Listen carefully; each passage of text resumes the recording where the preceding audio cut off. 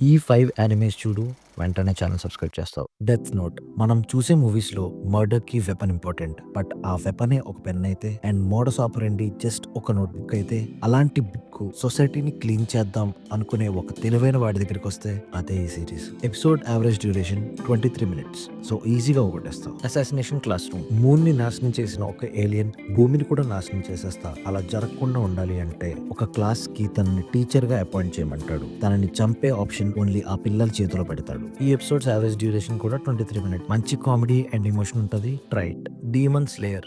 Demons earth మీదకి వచ్చి ఒక్కొక్కరిని చంపేస్తుంటాయి. వాటిని పోరాడడానికి ఒక గ్రూప్ ఫామ్ అవుతుంది. చెప్తున్నా, మా ఊర్లో సినిమాల తర్వాత నేను విజిల్స్ గోల ఆ రేంజ్ లో వినింది ఈ డీమన్ స్లేయర్ సినిమాకి. ఆ సినిమా చూడాలంటే ముందు సిరీస్ కంప్లీట్ చేసి. నువ్వు చూసే ఉంటావు కదా కొన్ని reels, when animators for God budget అని చెప్పి. అది ఇదే. ఒక్కో సీను ఒక్కో డైమండ్ లో ఉంటుంది. Average episode duration 24 minutes. Class room of the elite. సినిమాలో ఒక్క తెలివైనోడు మొత్తం కథని మారుస్తాడు. కానీ ఒక క్లాస్ రూమే అలాంటి తెలివైన వాళ్ళతో నిండిపోతే వాళ్ళు ఒకరి మీద ఒకరు పోటీ పడితే ఇంకేం చెప్పరు. మెంటల్ ఉంటుంది సిరీస్. యావరేజ్ డ్యూరేషన్ వచ్చి 23 మినిట్స్. Attack on Titans.